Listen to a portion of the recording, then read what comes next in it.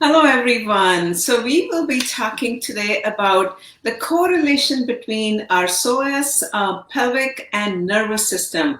For this, we have Alison McLean. She is a physical therapist as well as a yoga teacher. Welcome, Alison. Hi, nice to meet you. Yes, Thanks for having me.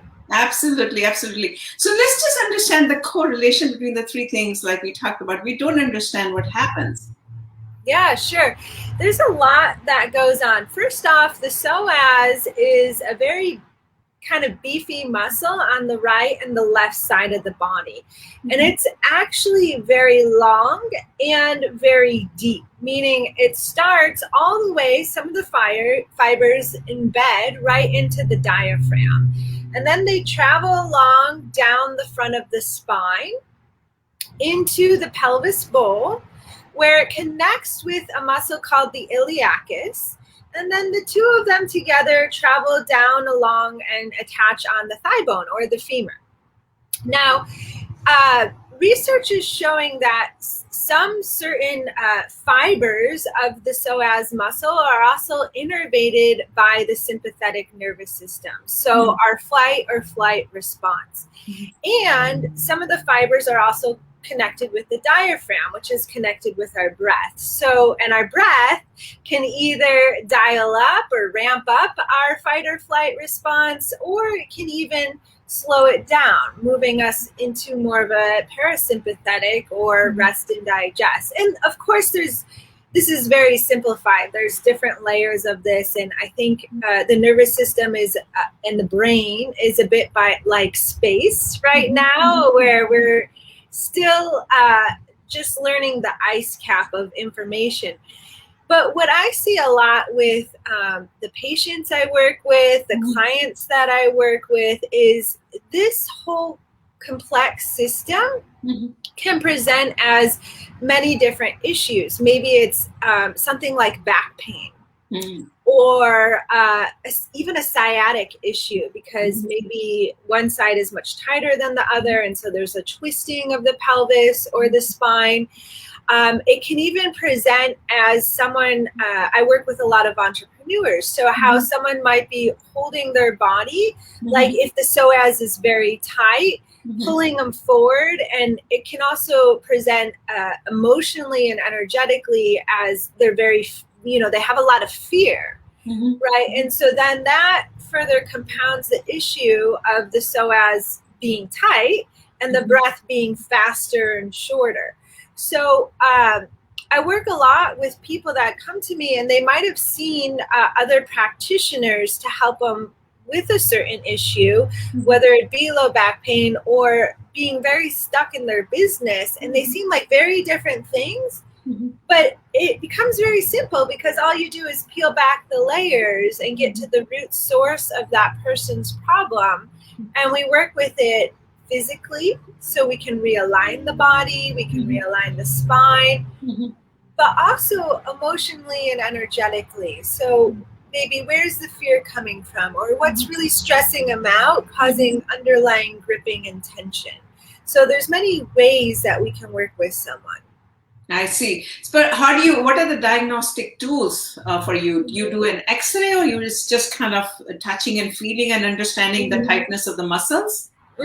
Yeah, I personally don't do any imaging. In some cases, I might send someone for an X-ray or an MRI, but usually it's just to confirm what I think or feel, or maybe it'll give a length of a prognosis, like how long it might take to fully heal. But most of the time I can figure it out by hearing someone's story. So just, gathering everything. Even I work with a lot of moms. So maybe, a birth of a child, for example, even if the child is 20 years old. So going all the way back. So hearing a lot about someone's story, and then correlating that to how physically they present, so how they stand, how they walk, and this can be done online or in person. I work with people from all over the world, and then right here in San Diego. Oh, okay. So what kind of a protocol, just on a high level, this is obviously not a therapy session that we are doing, just understanding the process of if someone has a problem, what is the protocol or the process that you recommend? Yeah, so it starts right there with the story, then kind of evaluating, assessing, and then from there we create a plan. And that plan is based upon 3 pillars. So the name of my business is called Ignite Your Wellness. And it's based upon 3 pillars, which is, the physical nature, what's going on so we can improve health, health resilience, stress resilience, if there's pain involved, kind of clear all that out. A postural issue or balancing right, left side of the body. And that can be through strengthening exercises. Sometimes they come and hang out on the yoga wall, get traction, balancing, flexibility, nutrition, like all the different layers. But then there's also creating clarity. So what's the person's vision of their life? What makes their life successful to them? Because that's a very personalized question. Yes. And so what does success mean to them, their lifestyle, and what's really holding them back from achieving that or feeling that right now? And so we work on that clarity of vision and mindset a lot.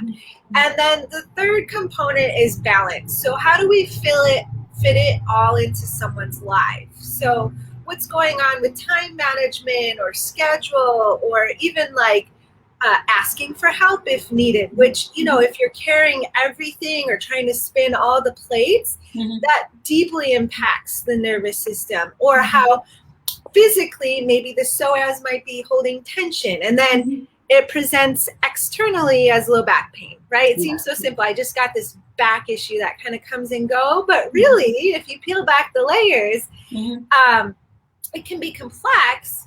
But then, we make it simple to go forward, and it really just becomes part of a lifestyle. It's not, I think people these days have so much on their plates, especially navigating through all the changes that we're going through as a society, as the world. It's not about doing more or adding more. It's really just taking a look at the pieces and making it fit like a puzzle, so it kind of becomes seamless into someone's lifestyle so they can achieve that success. Sure. Well, this is a short session just to give you a tidbit on, supporting your pelvic muscles with nervous system and the correlation with the psoas, right? What would be the last comment, your closing comments to tell the viewers what can they do? Can they do something by themselves, or what is the starting point? Yeah. So the first thing is to check in with yourself. Like if something's going on, if there's a little kind of red flag that's dinging to you, but you're kind of putting to the side because you're busy or feel that you have more important things to take care of, take note of this. This is your body's way of trying to communicate with you. And even if you feel that you've worked with other practitioners or in the past, or you've got a complex issue, it can still be help, I promise. So, you can reach out to me. There's many resources. Just reach out to someone to get the problem solved, to have a look at it, because it might be simpler than you think. But taking this work now can help your future in so many ways. Absolutely. Thank you so much, Allison, for being with us. I know you have a client appointment very soon. So I don't want to take much of time. I want to wrap up this session, but we can bring this session, or we can bring a workshop, I think that would be really great for people to understand, and help them with these issues. Yeah, totally. If they have any questions, they can always hop over to the website. It's Ignite Your Wellness with a UR. So igniteyourwellness.com. And I'm happy to help in any way. And of course, do a workshop. That would be super fun.